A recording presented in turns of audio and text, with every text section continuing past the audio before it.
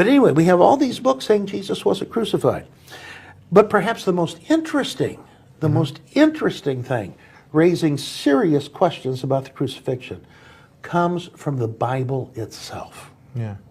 And I'm just going to reach over here and grab a copy of the Bible. Now, what version of the Bible is This that? is the New Revised Standard Version. I'm using this version because the translators go back to the earliest existing manuscripts in most cases in order to do their translations. Unlike, say, something like the King James Bible, which goes to a fairly late Greek manuscript. Now, when you say it goes back to the earliest manuscripts, is this anything original, or is this a copy of something? Well, it's the earliest that we have, typically. Earliest that we have. Yeah. So, but is it something original, something that is... Well, we don't have anything that was penned by the actual author. So nothing that actually Jesus is writing himself? No. Or Moses No. or any of these? No, we don't have that. We don't have it. But first, let me read to you just a little bit. This is from the 27th chapter of Matthew. And this is from the old King James Version, with which probably most Christians are familiar. And Jesus has been arrested by Roman soldiers. Yes. And he's brought before Pontius Pilate, the Roman governor of Judea, to stand trial. And we're told in Matthew that Pilate really doesn't want to do anything to Jesus. And he sees a way out. He's got another prisoner there. And he decides, since the Passover's coming up, he'll release one of the two, just as a gesture of mercy. And he gives the crowd a choice, we're told in Matthew. And we're told that this is, again, the King James Version, which is much older, has a much later Greek text that it's using. And according to this, Pilate said to the crowd, "Whom will ye that I release unto you, Barabbas or Jesus, which is called Christ?" That's verse 17 of chapter 27. And later we're told that the crowd said, "Give us Barabbas." And Pilate released Barabbas, and Jesus, who is called the Christ, which is the Greek word for the Hebrew word Mashiach or Messiah, was taken away and crucified. Yes. But now when we go to the New Revised Standard Version, we have something that reads just a little differently. There's a crucial one-word change. But to get the whole thrust of this, I'm going to read a number of verses here because I want people to understand the context. Now Jesus stood before the governor, and the governor asked him, "Are you the king of the Jews?" Notice, this is the charge that's been made against this man. Yes. That you're claiming to be king of the Jews. Jesus said, "You say so." But when he was accused by the chief priests and elders, he did not answer. Then Pilate said to him, "Do you not hear how many accusations they make against you?" But he gave him no answer, not even to a single charge. So the governor was greatly annoyed. Now at the festival, the governor was accustomed to release a prisoner for the crowd, anyone whom they wanted. At that time, they had a notorious prisoner called Jesus Barabbas. Note, Barabbas' name is Jesus. So after they had gathered, Pilate said to them, "Who do you want me to release for you? Jesus Barabbas or Jesus who is called the Messiah?" Now this is out of the Revised Standard Yes, Version. this is right out of the Bible, New Revised Standard Version, 27th chapter of Matthew. We have two people named Jesus. So who's who? Well, to answer that question, we have to look at two key words: Messiah and Barabbas. Now, Messiah simply means the anointed. That's all it means. Many Christians labor under the misconception that there was only one Messiah, and that was Jesus. Are there many other Messiahs in the Bible? Many Messiahs mentioned in the Bible. However, the Bible translators translate the term and they say the anointed. But almost anywhere you look in the Old Testament where it talks about the anointed, the word that's being translated is Messiah. Yes. Okay. But when they talk about Jesus, they don't translate it. They use the term Messiah or the Greek equivalent Christ. So two people named Jesus. Who were the anointed of Israel? That's the key question here in understanding Messiah.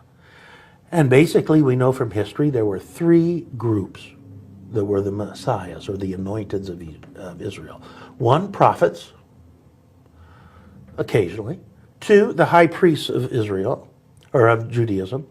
And we know that this Jesus was not one of the high priests because we have the list of high priests from Josephus. And three, the king of Israel, or someone claiming to be the king of Israel. Yeah. And note the charge that was made against Jesus. Are you the king of the Jews? Yeah. Okay. So, that's Messiah. Now, what about Jesus Barabbas? Here's where it gets really interesting. Barabbas is not a name. Barabbas is a patronymic, meaning the son of so-and-so. In Aramaic, bar means the son of. So we have Jesus, the son of Abbas. But it gets more interesting. Abbas is not a name either. It's a noun, and it needs to be translated.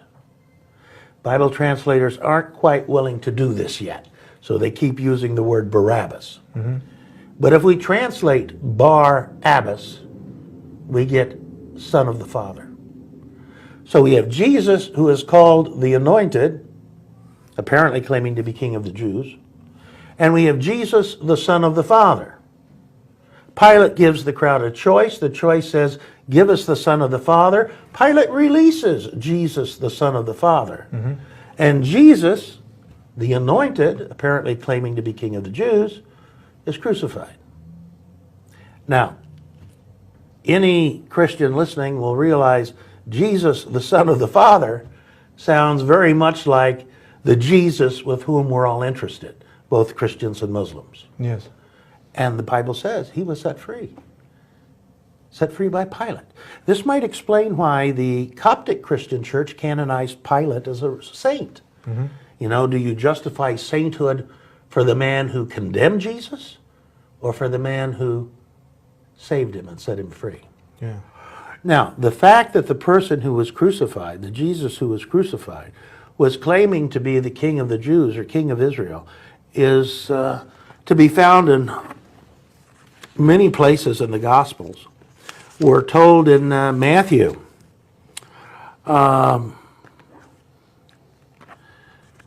that on the cross,